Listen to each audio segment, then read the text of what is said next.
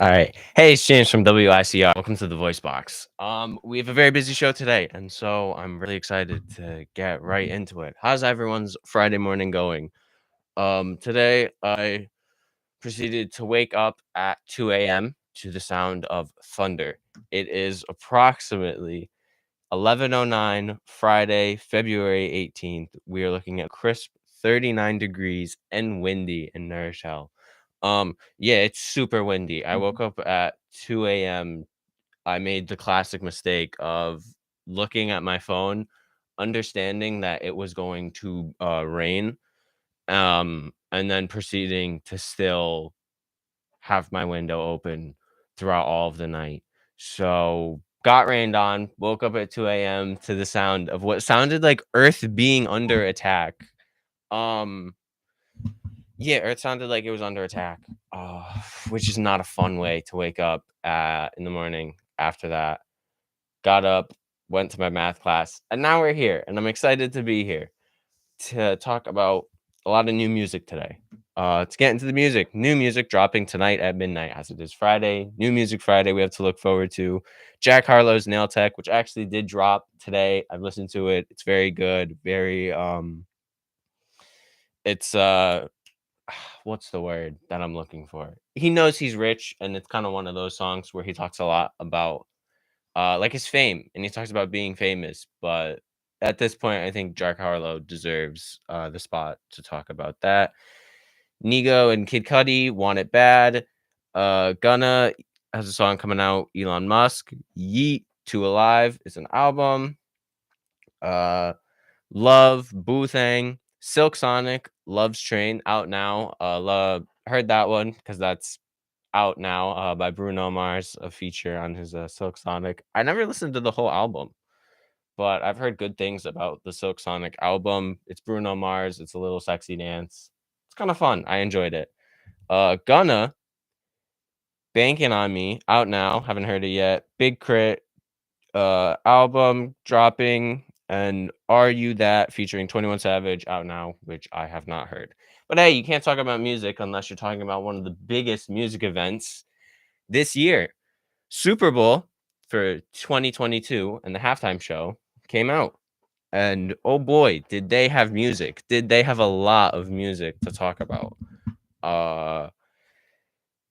Rap takes over, Super Bowl halftime, balancing celebration and protest, says New York Times, friend of the show. Dr. Dre, Snoop Dogg, Eminem, Kendrick Lamar, Mary J. Blige, and 50 Cent, some of hip hop's legends, were on the Super Bowl. And it was a lot of fun. I really enjoyed the show. I've talked about it with a lot of my friends. The general consensus seems to be that people like hip hop. I don't know. That's kind of a crazy thing to say, but yeah, people like hip hop. So it's not crazy that when you put people who are really good at making hip hop on the stage of one of the world's largest stages, a lot of people are going to like it. So it's crazy that it's taken the NFL this long to incorporate hip hop. Speaking of things that the NFL has yet to incorporate, yeah, celebration over protest.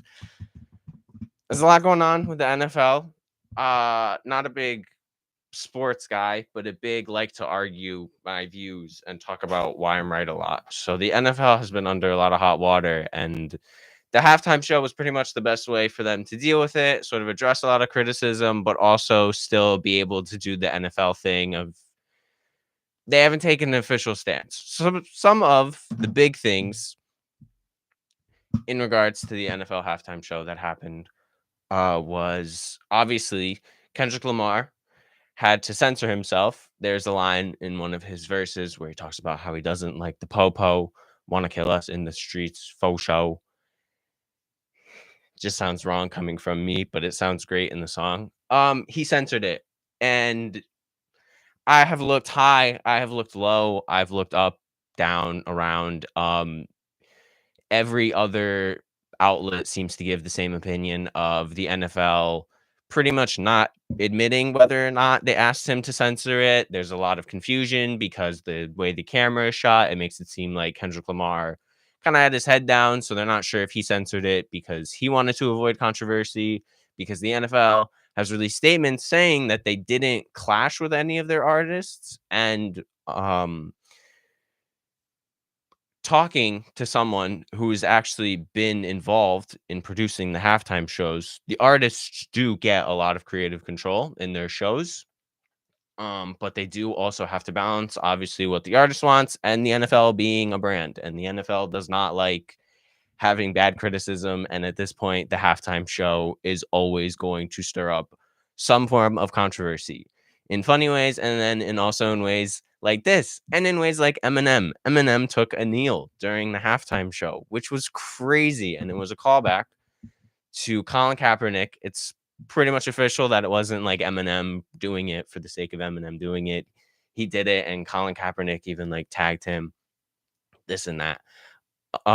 So what's the NFL think of that? Because when the Colin Kaepernick did it, they had quite a big issue with it, and people still had an issue with him doing it. Yeah, Eminem is now on the big screen, being able to take the knee, and the NFL says, "Look, we rehearse, we spend time. This is a very big production. It's not like he just did something and we didn't know about it."